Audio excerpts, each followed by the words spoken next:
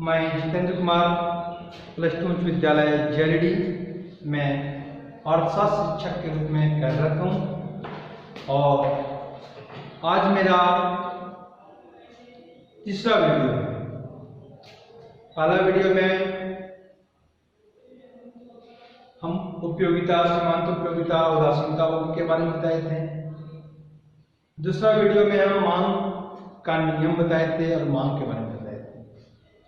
तो मांग का नियम क्या था कि अन्य बातों के समान रहने पे जब किसी वस्तु की कीमत में वृद्धि होता है तो मांग में कमी होता है और कीमत में कमी होने पे मांग में वृद्धि। यानी कि कीमत और मांग में विपरीत संबंध होता है। ठीक है, कीमत और मांग में कैसा संबंध होता है? विपरीत। एक बढ़ेगा, कीमत बढ़ा तो मांग घटेगा, कीमत घटेगा तो मांग बढ़ेगा। लेकिन कीमत घटने से मांग कितना बढ़ता है या कीमत बढ़ने से मांग कितना घटता है, ये मांग का नियम नहीं बताता है। सिर्फ ये बताता है कि कीमत घटने से मांग बढ़ जाता है, लेकिन मांग कितना बढ़ता है वो नहीं बताता है। या फिर कीमत बढ़ने से मांग घटता है, ये मांग का नियम बताता है, लेकिन कीमत बढ़ने से मांग कितना घटता है ये मांग का नियम नहीं बताता है। तो इसको जानने के लिए हम लोगों को मांग की लोच के बारे में जानना पड़ेगा। किसके बारे में जानना पड़ेगा? मांग की लोच। मांग की लोच से मुझे क्या पता चलेगा कि कीमत में वृद्धि होने से मांग में कितना कमी होता है या कीमत में कितना कमी होने से मांग में कितना वृद्धि होता है। इसको जानने के लिए हमको मांग की लोच पड़ेगी, इलास्टिसिटी ऑफ डिमांड। ठीक है, तो सबसे पहले लोच। लोच मतलब होता है लचीला। क्या होता है? लचीला। तो जैसे कि हम लोग जानते हैं कि एक होता है लोच का उल्टा कठोर, कड़ा, और लोच मतलब लचीला। तो ये सभी वस्तुओं में एक जैसा नहीं होता है। सभी वस्तुओं में मांग की लोच एक जैसा नहीं होता है। किसी में अधिक होता है, किसी में कम होता है। जिसमें अधिक होता है उसको हम लोचदार कहते हैं, जिसमें कम होता है उसको हम बेलोचदार कहते हैं। ठीक है, तो सबसे पहले लोच निकालने का तरीका क्या है, लोच कैसे करते हैं उसको हम जान लेंगे। तो सबसे पहले हम ये बता देते हैं आप लोगों को कि किसी वस्तु के कीमत में आनुपातिक परिवर्तन से मांग में होने वाले आनुपातिक परिवर्तन कितना होता है, ये दोनों का अनुपात ही मांग का लोच है। ठीक है, कीमत में आनुपातिक परिवर्तन होने से मांग में जो आनुपातिक परिवर्तन होता है उसके अनुपात को हम लोग मांग की लोच करते हैं। तो कीमत की लोच निकालने का सबसे आसान तरीका क्या है? सबसे पहले उसका एक फॉर्मूला लोग देखते हैं, मांग की कीमत लोच। यानी कि मांग की लोच कैसे निकालेंगे? मांग की लोच मतलब होगा मांगी गई मात्रा में अनुपातिक परिवर्तन। मांगी गई मात्रा में अनुपातिक परिवर्तन बटे कीमत में अनुपातिक परिवर्तन। अर्थात मांगी गई मात्रा में अनुपातिक परिवर्तन को कीमत के अनुपातिक परिवर्तन से भाग देने पे जो भागफल आएगा वो होगा मांग की लोच। ठीक है, अर्थात मांगी गई मात्रा में जो अनुपातिक परिवर्तन होता है उसको हम कीमत के अनुपातिक परिवर्तन से भाग देते हैं, उसे हम में मांग की लोच प्राप्त होता है। जैसे त्रिभुज Q बाई Q, ये होता है Q होता है क्वांटिटी ना, तो यानी कि क्वांटिटी के अनुपातिक परिवर्तन बटे त्रिभुज P बाय P, यानी कि कीमत के अनुपातिक परिवर्तन से भाग देने पे जो भागफल आता है वही मान की लोच होता है। जैसे त्रिभुज क्यू, इसको हम लोग कहते हैं परिवर्तित मान, यानी कि कीमत परिवर्तन के पूर्व और कीमत परिवर्तन के बाद जो मानों में अंतर, यानी कीमत परिवर्तन जितना मान परिवर्तन जितना हुआ, यानी कीमत परिवर्तन के पूर्व मान और कीमत परिवर्तन के बाद का मान, दोनों मान का अंतर जो होता है उसे हम लोग त्रिभुज क्यू कहते हैं। यानी त्रिभुज क्यू मतलब मान में परिवर्तन, ठीक है। क्यू त्रिभुज क्यू मतलब हो गया मान में परिवर्तन। क्यू आरंभिक मान, यानी प्रारंभ में जो मान हुआ था, यानी कि कीमत परिवर्तन के पूर्व जो मान हुआ था उसको हम लोग क्यू कहते हैं। इसी तरह से त्रिभुज पी, यानी कि कीमत में परिवर्तन, अर्थात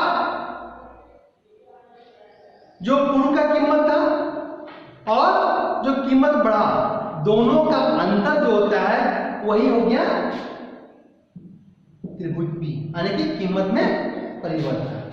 और ये पी हो गया यानी कि आरंभिक कीमत, ठीक है। क्या हो गया? आरंभिक कीमत। तो सबसे पहले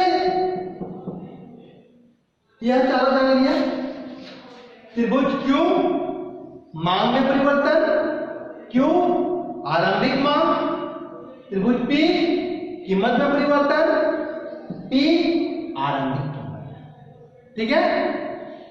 तो यहां पे हम क्या किए, मान में आनुपातिक परिवर्तन बटे कीमत में आनुपातिक परिवर्तन। तो यहां पे त्रिभुज क्यू बाई क्यू ये भागा में है, इसको ऊपर कर दिए तो ये गुना उल्टा हो गया पी बाय त्रिभुज पी। फिर यहां पे हम त्रिभुज क्यू, ये त्रिभुज पी को यहां से यहां ले आए और पी इंटू क्यू, यानी कि इसका निकालने का शॉर्टकट तरीका है कि कीमत में मान में परिवर्तन बटे कीमत में परिवर्तन गुनी आरंभिक कीमत बटे आरंभिक मान, ठीक है। यह हो गया मान की कीमत। अब हम आप लोगों को बताएंगे कि मान की लोच कितने तरह के होते हैं, मान की लोच कितने तरह के होते हैं। तो सबसे पहले मान की लोच जो होते हैं वो 5 तरह के होते हैं। कितने तरह के होते हैं? 5 तरह के। सबसे पहला जो होता है सापेक्षता लोचदार मान। क्या होता है? सापेक्षता लोचदार मान।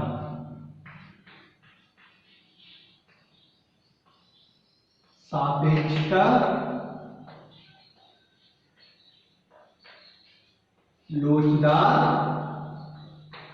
मान, यानी कि इकाई से अधिक, ठीक है। तो सापेक्षता लोचदार मान क्या है? जब किसी वस्तु के कीमत में वृद्धि होने से उसके मान में और अधिक परिवर्तन होता है, यानी कि कीमत के आनुपातिक परिवर्तन से मान का आनुपातिक परिवर्तन अधिक होता है। कीमत के आनुपातिक परिवर्तन से मान का आनुपातिक परिवर्तन अधिक होता है। अर्थात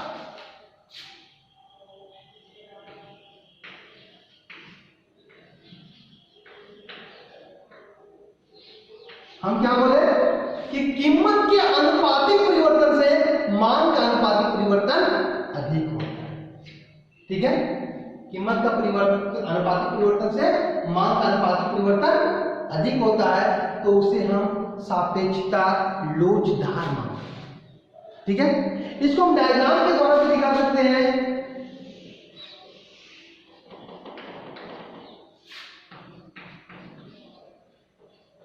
OX रेखा पे एक खींचे और एक OY रेखा खींचे। OX रेखा पे हम डिमांड को दिखाएंगे,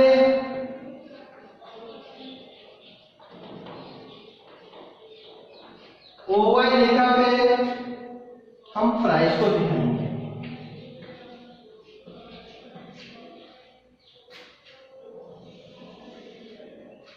ये DD मांग की रेखा है।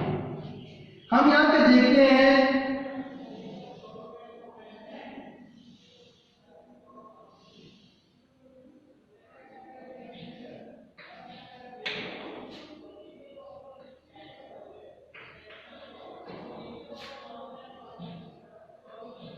क्या हम देखते हैं कि जब कीमत ओपी रहता है, क्या रहता है, जब कीमत ओपी रहता है तो मांग ओएम होता है, लेकिन जब कीमत ओपी से घट के OP1 होता है तो मांग ओएम से बढ़कर OM1 होता है।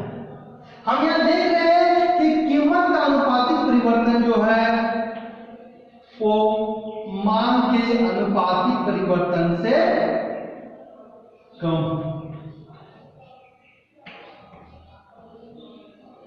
स्पष्ट है इसमें कि जब कीमत ओपी रहता है तो मांग ओएम रहता है, जब कीमत ओपी से घटकर OP1 होता है तो मांग ओएम से बढ़कर OM1 होता है। इसमें क्या है कि कीमत में PP1 की कमी होने पे मांग में LM1 की वृद्धि होती है, और यह स्पष्ट चित्र के द्वारा स्पष्ट होता है कि कीमत का जो अनुपातिक परिवर्तन है वो मांग के अनुपातिक परिवर्तन से कम है। यानी किसका परिवर्तन अधिक है? मांग का अनुपातिक परिवर्तन अधिक है। किससे? कीमत के अनुपातिक परिवर्तन से। यानी ये मांग की लोच इकाई से अधिक है, इसे हम सापेक्षता लोचदार मानते हैं। क्या कहते हैं? सापेक्षता लोचदार। ठीक है, अब नेक्स्ट हम बताएंगे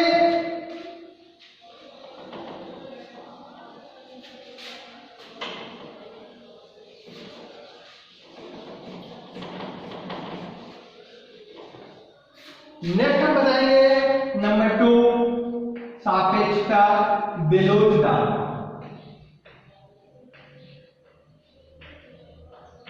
बेलोचदार मान, इसका मान का लोच जो होता है वो इकाई से कम होता है, इकाई से कम। इसमें क्या होता है? सापेक्षता बेलोचदार मान यानी ये कम बेलोच होता है, ये कम बेलोच होता है, यानी कि मांग के अनुपातिक परिवर्तन और कीमत के अनुपातिक परिवर्तन जो है, तो इसमें कीमत का अनुपातिक परिवर्तन अधिक होता है मांग के अनुपातिक परिवर्तन के। सापेक्षता बेलोचदार मान में क्या होता है? कीमत के अनुपातिक परिवर्तन अधिक होता है मांग के अनुपातिक परिवर्तन से। ठीक है, और इसका सापेक्षता लोचदार में क्या था? सापेक्षता लोचदार में था कि वहां पे मांग का अनुपातिक परिवर्तन अधिक होता था कीमत के अनुपातिक परिवर्तन से, लेकिन सापेक्षता बेलोचदार मान में क्या है कि कीमत का अनुपातिक परिवर्तन अधिक होता है मांग के अनुपातिक परिवर्तन से। ठीक है, इसे भी हम एक रेखाचित्र के द्वारा दिखा सकते हैं। OX रेखा पे डिमांड, OY रेखा पे प्राइस,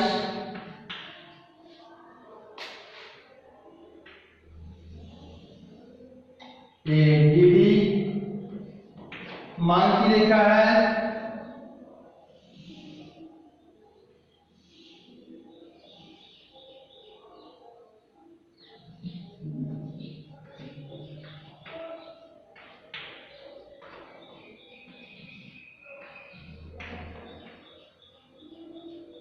इसमें हम देखते हैं कि जब किसी वस्तु का कीमत OP रहता है तो मांग OM होता है, लेकिन जब OP से घट के कीमत OP1 होता है तो मांग OM से बढ़ के OM1 होता है। इसमें स्पष्ट है कि कीमत का अनुपातिक परिवर्तन अधिक होता है मांग के आनुपातिक परिवर्तन से। कीमत का आनुपातिक परिवर्तन अधिक है मांग के आनुपातिक परिवर्तन से, यानी कि PP1 की दूरी हम देख रहे ज्यादा है, MM1 की दूरी कम है। ठीक है, तो सापेक्षता लोचदार मांग में क्या है कि वहां पे मांग का आनुपातिक परिवर्तन अधिक है कीमत किसे, कीमत के आनुपातिक परिवर्तन से, और सापेक्षता बेरोजगार मांग में क्या है कि कीमत का आनुपातिक परिवर्तन अधिक है मांग के आनुपातिक परिवर्तन से। ठीक है, नेक्स्ट क्या है, इकाई लोचदार मांग। तो हम इकाई लोचदार मांग को फिर देख लेते हैं।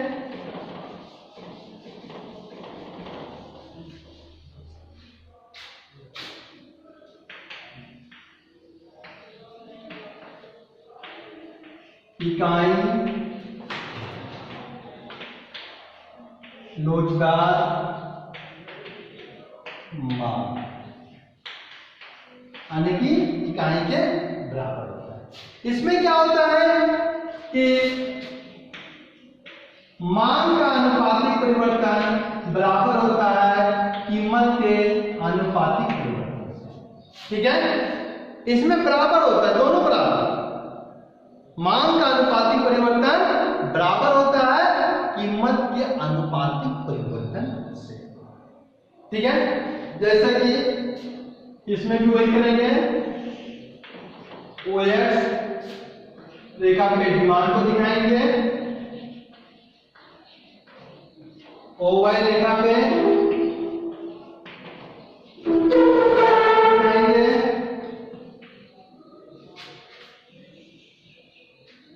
DD मांग की रेखा है,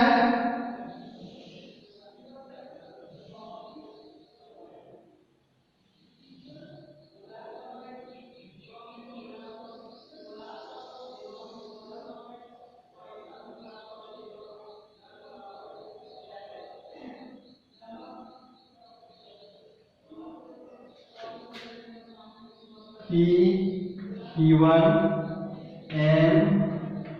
M1 Q1। हम देखते हैं यहां पे कि जब वस्तु का कीमत OP रहता है तो मांग OM रहता है, और जब हट के OP से OP1 होता है तो मांग OM से बढ़कर OM1 होता है। अर्थात PP1 की दूरी बराबर है MM1 की दूरी के। अर्थात कीमत का आनुपातिक परिवर्तन बराबर होता है मांग का आनुपातिक परिवर्तन। इसे हम लोग इकाई लोचदार मांग या सम लोचदार मांग करते हैं। और जो रेक्टेंगल हाइपरबोला होता है, रेक्टेंगल हाइपरबोला करके समझ लो, तो उसे हम लोग, उसका क्या होता है, मांग की लोच इकाई के बराबर होता है। ठीक है, रेक्टेंगल हाइपरबोला का हमेशा मांग की लोच इकाई के बराबर होता है। ठीक है, तो इसमें क्या हम देखते हैं कि जब कीमत OP रहता है तो मांग OM रहता है, और जब कीमत OP1 रहता है तो मांग OM1 होता है। यानी कि कीमत में PP1 की कमी के मांग में MM1 की वृद्धि होती है। अर्थात कीमत का आनुपातिक परिवर्तन मांग के आनुपातिक परिवर्तन के बराबर होता है। ठीक है, अब हम नेक्स्ट जाएंगे पूर्ण बेलोचदार मांग। किस पर जाएंगे, पूर्ण बेलोचदार मांग।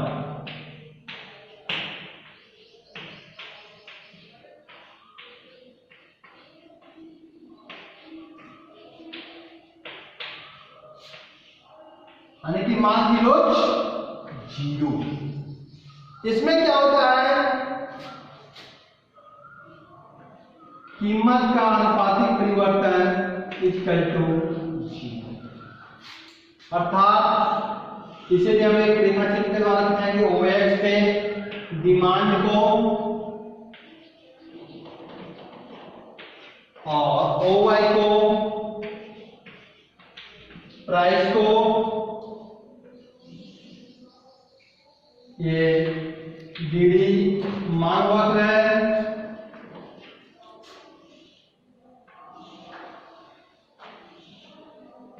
P, P1, P2। जब वस्तु की कीमत OP लगती है तब भी मान OM होता है। जब वस्तु की कीमत OP से बढ़कर OP1 होता है तो भी मान OM रहता है, और जब वस्तु की कीमत OP से घटकर OP2 होती है तो भी मान OM लगता है। अर्थात कीमत में वृद्धि होने से या कमी होने से मांग अपरिवर्तित रहता है। अर्थात यहाँ पे मांग का अनुपातिक परिवर्तन इक्वल टू 0। ठीक है, ये हो गया पूर्णता विलोच, एकदम कड़ा, एक जरा हिलेगा नहीं। नेक्स्ट है पूर्णता लोचदार। क्या है? पूर्णता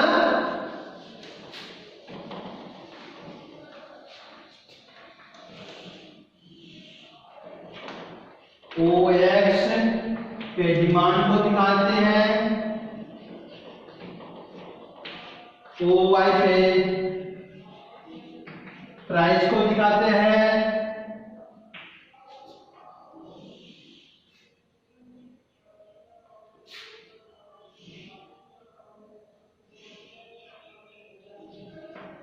जब OP कीमत रहता है तो मांग OM रहता है। लेकिन इसमें क्या है कि इसमें हम लोग मान लेते हैं कि कीमत में परिवर्तन 0 होता है, यानी कि कीमत में बहुत ही नेगेटिव परिवर्तन होने से उसका बहुत ज्यादा असर पड़ता है। अर्थात हम कह सकते हैं कि कीमत में थोड़ी सी कमी करते हैं तो मांग में बहुत ज्यादा वृद्धि हो जाता है, और कीमत में थोड़ी वृद्धि करते हैं तो मांग शून्य हो जाता है। कीमत में थोड़ी सी वृद्धि करने पे मांग शून्य हो जाता है, और कीमत में थोड़ी सी कमी करने पे मांग बहुत ज्यादा बढ़ जाता है। इसे हम लोग पूर्णता लोचदार मांग करते हैं। अर्थात इसमें हम कह सकते हैं कि कीमत का अनुपातिक परिवर्तन 0 होता है। ठीक है, तो कीमत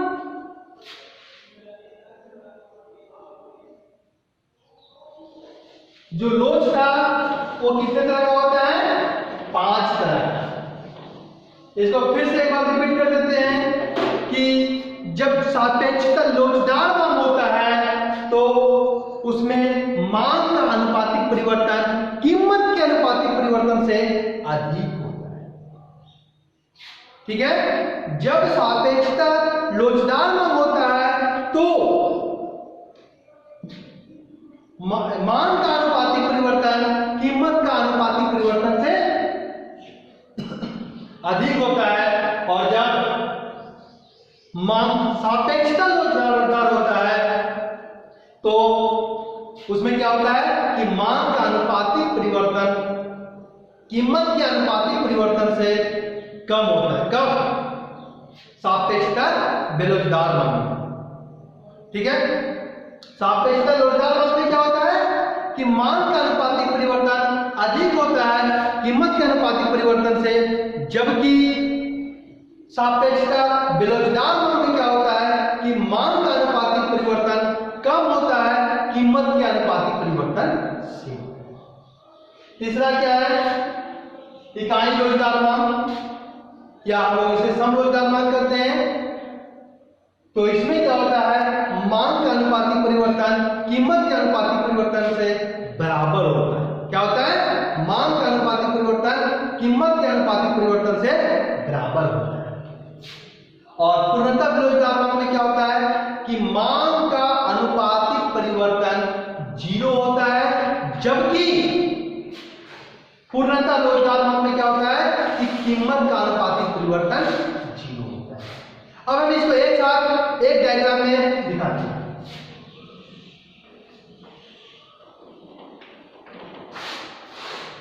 OX पे हम डिमांड को दिखाएंगे, OY में हम प्राइस को दिखाएंगे,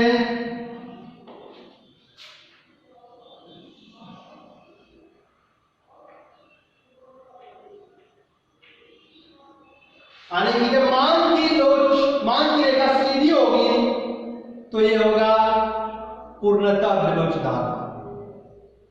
जब मांग की रेखा सोई हुई रहेगी तो ये होगा पूर्णतः लोचदार मांग।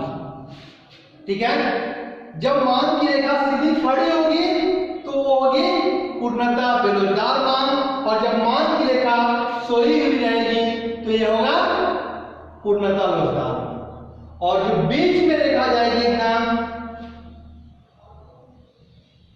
ये होगा इकाई लोचदार मांग, या जिसे हम समलोचदार मांग करते हैं। ठीक है, और ये जो रेखा होगी इसे हम कहेंगे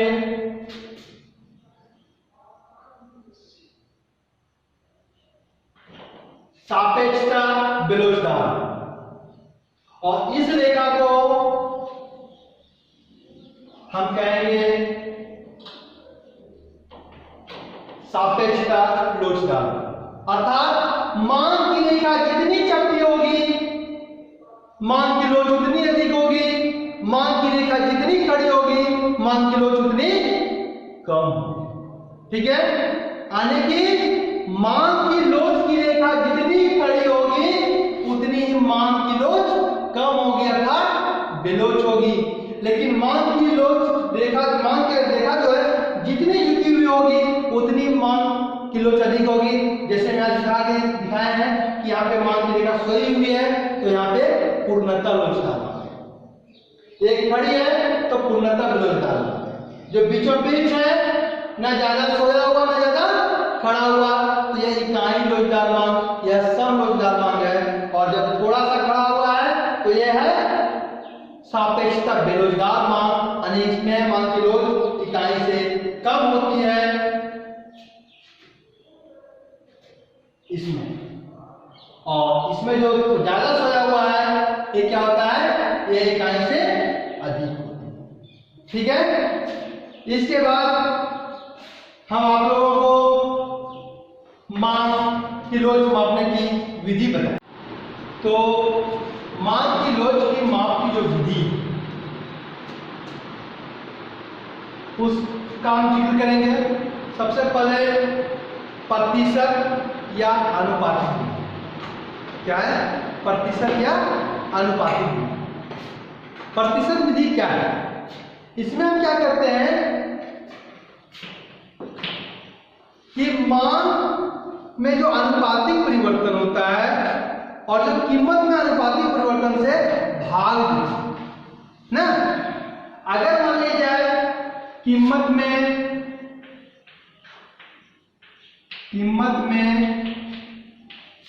अनुपातिक परिवर्तन 20% हुआ। कितना हुआ? 20%। और मांग में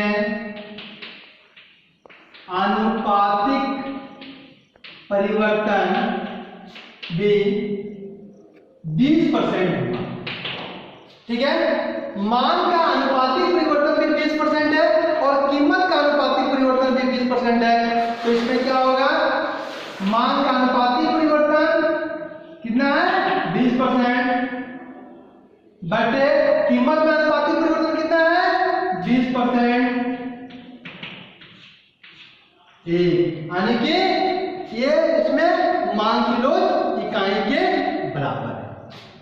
ठीक है, जब मांग में अनुपातिक परिवर्तन कीमत के अनुपातिक परिवर्तन के बराबर हो, जैसे इसमें देखें हम कि दोनों में 20-20% परिवर्तन हुआ है, तो मांग की लोच इकाई के बराबर हो। अगर मांग की लोच, अगर कीमत में अनुपातिक परिवर्तन 20% है जबकि मांग में अनुपातिक परिवर्तन 10% है, कितना है? 10%। तो क्या होगा? मांग में अनुपातिक परिवर्तन 10% बटे कीमत में अनुपातिक परिवर्तन 20%, 0.5, यानी कि इकाई से कम। जब मांग में अनुपातिक परिवर्तन कम होता है, कीमत में अनुपातिक परिवर्तन अधिक होता है, तो मांग की लोच इकाई से कम। और अगर मांग का अनुपातिक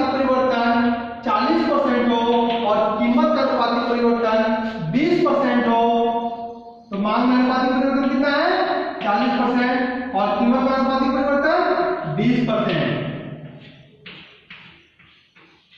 2 आने के इकाई से ठीक है। आने की इसमें हम मान का अनुपातिक परिवर्तन जो होता है उससे कीमत के अनुपातिक परिवर्तन से भागा देते हैं। जब अगर भागफल 1 आता है तो मान किलो इकाई के बराबर है, अगर भागफल 1 से कम आता है तो मान किलो इकाई से कम है, और अगर भागफल 1 से अधिक आता है तो मान किलो इकाई से अधिक। ठीक है। अब हम कुल व्यय विधि बताएंगे। क्या है कुल व्यय विधि? इसमें क्या होता है, कीमत बढ़ने के पहले हम कुल व्यय को देख लेंगे। कुल व्यय किसे करते हैं? तो कुल व्यय मतलब प्राइस इनटू टोटल कीमत। अगर मान लिया जाए किसी वस्तु का कीमत 5 रुपया है तो मान 50 होता है, कीमत 4 रुपया होता है तो मान 60 हो जाता है, कीमत अगर 3 रुपया है तो मान 70 हो जाता है। तो इस स्थिति में कुल व्यय कितना होगा? 50 25 250 76 के 24 240 210। आने के हम देख रहे हैं, क्या देख रहे हैं कि कीमत में कमी होने से प्राइस डिमांड टोटल, कीमत में कमी होने से कुल व्यय में कमी होता है, कीमत के बढ़ने से कुल व्यय में वृद्धि होता है। आने की यहां पे मान किलो इकाई से कम। आने की कीमत के बढ़ने से, कीमत के बढ़ने से कुल व्यय बढ़ता है, और कीमत के घटने से कुल व्यय घटता है।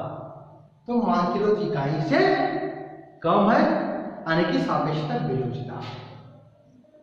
ठीक है। अगर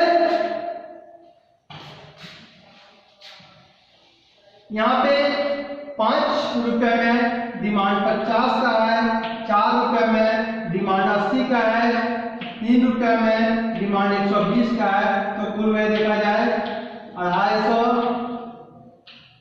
320 360। यानी कि कीमत के घटने पे कुल व्यय बढ़ता हो तथा कीमत के बढ़ने पे कुल व्यय घटता हो, तो यहां पे मान किलो इकाई से अधिक। ठीक है। यानी कि कीमत में कमी होने से 5 रुपए से 4 रुपया होने पे मान किलो 50 से 80 हो गया, तो कुल व्यय हम देख रहे हैं बढ़ रहा है ना। फिर 4 रुपए से 3 रुपया होने पे कुल मान 80 से 120 हो गया, कुल व्यय जो है वो 320 से 360 हो गया।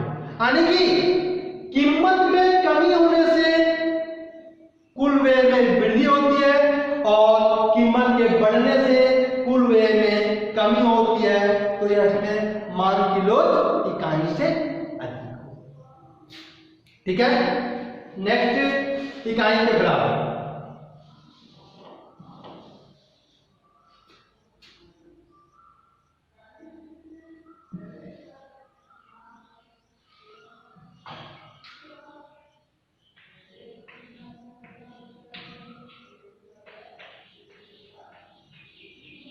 अगर कीमत 5 रुपया रहता है तो कुल व्यय 100 रुपया है, जब कीमत 4 रुपया है तो भी कुल व्यय 100 रुपया है।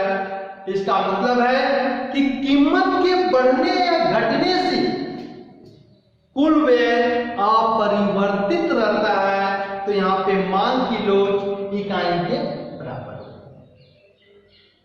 ठीक है। जब कीमत के बढ़ने या घटने पे कुल व्यय अस्थिर हो तो मान किलो इकाई के बराबर होता है। जब कीमत के घटने पे कुल व्यय बढ़ जाए या फिर कीमत के बढ़ने पे कुल व्यय तो वहां पे मांग किलो इकाई के अधिक होगा। और जहां पे कीमत के घटने पे कुल व्यय घट जाए, कीमत के बढ़ने पे कुल व्यय बढ़ जाए, वहां मांग किलो इकाई से कम। ठीक है। इसके अलावा बिंदु विधि क्या है? बिंदु विधि। जैसे मान लेते हैं हम मान की रेखा है सरल रेखा है, सीधी रेखा है। कैसी रेखा है? सीधी रेखा है, सरल रेखा जिसको हम कहते हैं। ठीक है। तो और बीच का भाग ये। ठीक है। ये टोटल 6 सेंटीमीटर है मान लेते हैं। तो यहां तक 3 सेंटीमीटर इधर होगा, यहां से यहां की दूरी 3 सेंटीमीटर होगा, और यहां से यहां की दूरी भी 3 सेंटीमीटर होगा। ठीक है। यहां ए बी की जगह पे आर। ठीक है। अगर हम मान के लो इस बिंदु पे निकालेंगे, आर बिंदु पे निकालेंगे, तो क्या होगा? इसका तरीका है मान का नीचे का भाग बटे मान का ऊपर का भाग, यानी आर बी बटे आर ए बराबर 3/3 बराबर 1, यानी कि मान किलो आर बिंदु पे इकाई के बराबर। आर बिंदु पे मान किलो इकाई के बराबर होगा। अगर हम आर से ए के बीच में एक बिंदु यहां पे ले लीजिए, ठीक है, ये बिंदु के, ये हम 1.5 सेंटीमीटर पे ले लिए। कितना पे ले लिए? 1.5 सेंटीमीटर। तो इसका क्या होगा? मान किलो के बिंदु पे लिए तो के बी बाय के ए बराबर, के बी कितना है? यहां 3 और 1.5 4.5 बटे 1.5, यानी कि के बिंदु पे मान किलो इकाई से अधिक हो। ठीक है। मान लिया ए बिंदु पे लेते हैं, तो ए बिंदु पे ए बी बाय ए, यानी कि ए बी हो गया 6/0, 6/0। तो इसको हम क्या कहेंगे? 0। यहां पे मान की लोच क्या होगी? यहां पे जो मान की लोच होगी वो पूर्णतः लोचदार होगी, क्योंकि 6 को 0 से भाग देंगे तो ये इन्फिनिटी होगा। यहां पे पूर्णतः लोचदार होगा। एक बिंदु पर मान की लोच क्या होगी? पूर्णतः लोचदार। के बिंदु पे क्या होगा मान की लोच? सापेक्षता लोचदार, यानी इकाई से अधिक। आर बिंदु पे क्या होगा? इकाई के बराबर, यानी कि इकाई के बराबर या सापेक्ष लोचदार या समलोचदार। बी बिंदु पे क्या होगा? बी बटे बी ए 0/6 बराबर 0, यानी कि बी बिंदु पे क्या होगा? मान की लोच 0।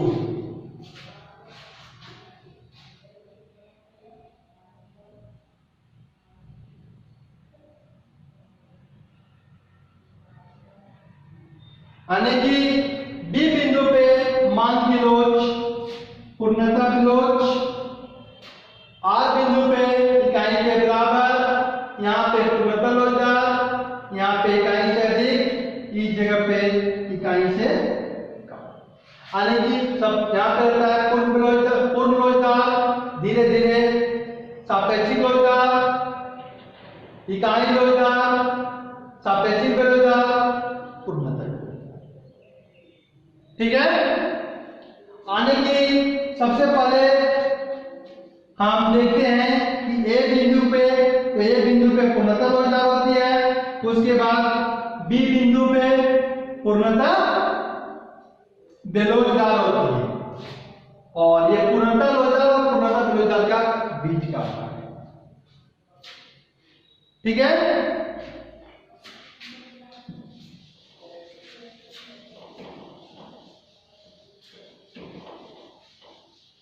अगर मान की रेखा, अगर सरल रेखा न, तो उस स्थिति में अगर इस बिंदु पे निकालना है, यहां से एक सरल रेखा खींचे जो इसको स्पर्श करे, और यहां पे ए, यहां पे बी, यहां पे सी, इस रेखा को निकालना है सी बी बाय सी ए। हम देखते हैं कि सी बी जो है बराबर है ए सी का, इसका मतलब यहां पे मान के इकाई के बराबर। ठीक है। तो हम मान किलो मापने की विधि में 3 विधि बता चुके हैं। एक प्रतिशत विधि या आनुपातिक विधि, दूसरा कुल व्यय विधि, और तीसरा बिंदु विधि, जिसको हम लोग पॉइंट मेथड भी करते हैं। अब हम मान किलो को प्रभावित करने वाले जो घटक है, जो तत्व है, उस पर हम एक करके चर्चा करेंगे। सबसे पहला बात वस्तु की प्रकृति, वस्तु की प्रकृति। अगर वस्तु आवश्यक हो तो उसकी मांग विलोच होगी, यदि वस्तु आरामदायक हो तो उसकी लोच लोचदार होगी, और यदि वस्तु विलासिता की हो तो उसकी लोच लोचदार। ठीक है। आवश्यक वस्तु की लोच बेलोच होती है, जैसे नमक, ये बहुत आवश्यक वस्तु है, इसका कीमत बढ़ेगा तो भी लोग खरीदेगा, और नहीं भी घटेगा कीमत तो भी लोग खरीदेगा, क्योंकि ये आवश्यक है। तो आवश्यक वस्तुओं की मांग की लोच बेलोच, आरामदायक वस्तुओं की मांग की लोच लोचदार, और विलासिता की वस्तुओं की लोच बेलोच, लोचदार होती है। ठीक है। दूसरा है वैकल्पिक प्रयोग। जिस वस्तु का जितना अधिक वैकल्पिक प्रयोग होगा, जिस वस्तु का जितना अधिक वैकल्पिक प्रयोग होगा, उसकी मांग की लोच उतनी ही अधिक होगी, और जिसका वैकल्पिक प्रयोग कम होगा वो उतना ही बेलोच होगा। तीसरा स्थानापन्न वस्तु की उपलब्धता। जिस वस्तु का स्थानापन्न वस्तु उपलब्ध है, उस वस्तु का मांग का लोच अधिक होगा, और जिस वस्तु का स्थानापन्न वस्तु उपलब्ध नहीं है, उसका मांग का लोच कम होगा। जैसे नेक्स्ट क्लास, मतलब पीछे की क्लास में हम आप लोगों को बता चुके हैं कि स्थानापन्न वस्तु किसे कहते हैं, जब एक वस्तु के बदले में हम दूसरे वस्तु का प्रयोग कर सकते हैं तो उसे हम स्थानापन्न वस्तु कहते हैं, और जब हम एक वस्तु के बदले एक वस्तु का प्रयोग दूसरे वस्तु के प्रयोग के साथ कर सकते हैं तो उसे हम पूरक वस्तु कहते हैं। तो स्थानापन्न वस्तु में आ गया चाय, कॉफी। तो चाय की कीमत में जब वृद्धि होती है तो चाय पीने वाले लोग कॉफी पीना शुरू करेंगे, तो उस स्थिति में चाय का मांग कम हो जाएगी। यानी कि स्थानापन्न वस्तु के अगर उपलब्ध है तो स्थानापन्न इसमें मांग की लोच अधिक होगी, अगर स्थानापन्न वस्तु उपलब्ध नहीं है तो उसकी मांग की लोच बेलोच। उपभोग स्थगन। अगर उपभोग को कुछ देर के लिए रोक सकते हैं तो उसकी मांग की लोच अधिक होगी, और अगर उपभोग को हम कुछ देर के लिए स्थगित नहीं कर सकते हैं तो उसकी लोच बेलोच। उसके अलावा व्यय की राशि। अगर व्यय की राशि अधिक हो तो मांग की लोच अधिक होगी, अगर व्यय की राशि कम हो तो मांग की लोच बेलोच होगा। जैसे दिया सलाई, उसमें हम लोग बहुत कम खर्च करते हैं तो उसका कीमत बढ़ने पे या घटने पे ज्यादा प्रभाव नहीं पड़ता है। लेकिन वह एक राशि जैसे कि बाइक का अगर कीमत में कमी हो जाए तो लोग 6 महीना बाद या 1 साल बाद भी लेना चाहते हैं तो उसको भी खरीद लेंगे क्योंकि बाइक का कीमत कम हो जाएगा। तो उस स्थिति में क्या होगा कि कीमत में कमी होने से मांग अधिक वृद्धि होगा और कीमत में थोड़ी वृद्धि होगा तो क्या होगा, लोग उपभोग को स्थगित कर देगा कि नहीं भाई बाद में कर देंगे, 6 महीना बाद, साल भर बाद कर देंगे। यानी कि अगर उपभोग को हम स्थगित करते कुछ देर के लिए या फिर व्यय की राशि अधिक हो तो वहां पे मांग की लोचदार होती है, जबकि हम उपभोग को अगर स्थगित नहीं कर सकते हैं या व्यय की राशि अगर कम हो तो वहां पे मांग की लोच बेलोच। आय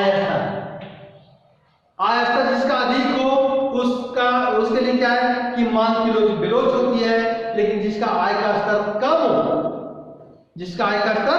कम हो उसके लिए मांग की लोच अधिक। इसके अलावा कीमत स्तर, जिसका कीमत अधिक हो उसका मांग की लोच अधिक होती है, जिसका कीमत कम हो उसकी मांग की लोच कम हो। इसके अलावा समय अवधि भी एक पॉइंट है, यानी कि अल्पकाल में किसी वस्तु की मांग जो होती है प्रायः कम लोचदार होती है, जबकि दीर्घकाल में उसकी मांग लोचदार होती है। नेक्स्ट, स्वभाव एवं आदत। अगर किसी वस्तु की आदत लग गई है तो उसकी मांग बेलोच होगी, लेकिन जब किसी वस्तु की आदत नहीं लगती है तो उसकी मांग लोचदार होगी। ठीक है, इसमें हमने बताया कि मांग की लोच को प्रभावित करने वाले घटक कौन कौन से। अब हम बताते हैं मांग की लोच का क्या महत्व है। तो सबसे पहले जैसे एकाधिकार की स्थिति जब बाजार में है तो उसमें क्या होता है कि एकाधिकारी जो फर्म का मालिक होता है वो देखता है कि जिस वस्तु का हम उत्पादन कर रहे हैं उस वस्तु की मांग की लोच कैसी है। अगर उस वस्तु की मांग की लोच अधिक हो तो उसका वो कम कीमत रख करके अधिक माल बेचना चाहता है, और जब देखता है कि मांग की लोच कम हो तो उसकी अधिक कीमत रख करके माल बेचना चाहता है। तो जिस भी एकाधिकारी क्या करता है, जब मांग की लोच अधिक हो तो वो कीमत कम रखता है, और जब वो उसका मांग की लोच कम हो तो वो कीमत अधिक रखता है। इसी तरह से सरकार जब कर का निर्धारण करती है, यानी टैक्स जब वसूल करती है, तो इसका भी ख्याल रखती है, क्योंकि अगर सरकार लोचदार वस्तु में टैक्स अगर अधिक लगा दे तो क्या होगा, टैक्स जब अधिक लगेगा तो उसका दाम कीमत बढ़ जाएगा, और कीमत बढ़ने पर उसकी बिक्री कम हो जाएगी, जिससे कि उसको आय कम प्राप्त हो। लेकिन अगर वो बेलोच है तो उस पर अधिक भी टैक्स लगा देता है तो उससे किसी भी तरह का दिक्कत नहीं होता है, क्योंकि कीमत के बढ़ने पे भी मांग में असर नहीं होता है। इसके अलावा जैसे यातायात की भाड़े की दर जो होती है, अगर रेलगाड़ी मानी जाए तो रेलगाड़ी आता है कि अगर कोई भी वस्तु को मेरे अलावा कोई दूर तक नहीं पहुंचा सकता है तो उस स्थिति में क्या होता है कि उसका भाड़ा अधिक लगता है। जब देखता है कि इसका वैकल्पिक उपयोग हो सकता है तो उसका भाड़ा कम लग सकता है। और तो बच्चों, मांग की लोच के प्रकार को मैंने बताया, मांग की लोच क्या है उसके बारे में बताया, और उसका क्या महत्व है वो बताए, और इसको निर्धारित करने वाले कारक के बारे में बताया। अब इसमें से कुछ क्वेश्चन जिसको हम होमवर्क कर सकते हैं, होमवर्क आप लोगों को दे रहे हैं। सबसे फर्स्ट क्वेश्चन के मांग का नियम एवं मांग की लोच में क्या है। मांग का नियम जो पूर्व में बता चुके थे, और आज जो बताए मांग की लोच, तो मांग का नियम एवं मांग का लोच में क्या है। तो ये तो आप लोग जानते ही हो कि मांग का नियम क्या है, मांग का लोच क्या है, उसको लिख देना है। मांग का नियम क्या बताता है, सिर्फ गुण बताता है ना, और मांग का लोच परिमाण बताता है, मात्रा बताता है। ठीक है, उसको लिख देना है। उसके बाद सेकेंड क्वेश्चन, मांग की लोच कितने प्रकार के होते हैं। तो ये 5 प्रकार के होते हैं। इसको थोड़ा डीपली लिख देना है कि फर्स्ट इकाई लोचदार मांग, सेकेंड सापेक्षता लोचदार मांग, थर्ड सापेक्षता विलोचदार मांग, फोर्थ पूर्णतः लोचदार मांग, 5 पूर्णतः विलोचदार मांग। इसको बढ़िया से लिख देना है एकदम डायग्राम के साथ, ताकि डायग्राम अगर बनाओगे तो फिर नंबर कहीं कटने की संभावना नहीं है। इसके अलावा थर्ड क्वेश्चन, मांग की लोच की माप की विधि। ये तीनों को अलग अलग कर लेना है। फर्स्ट में बिंदु विधि, सेकेंड में कुलव्यय विधि, और थर्ड में आनुपातिक। कुलव्यय विधि को मार्शल ने दिया था, आनुपातिक विधि को फ्लक्स ने दिया। तो ये कुलव्यय विधि, अनुपातिक विधि और बिंदु विधि, तीनों को थोड़ा देख लेना है। इसके अलावा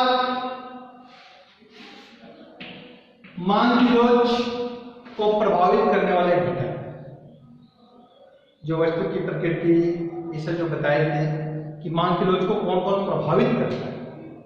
और एक और क्वेश्चन लिख लेना है कि मांग की लोच का क्या महत्व है। Thank you.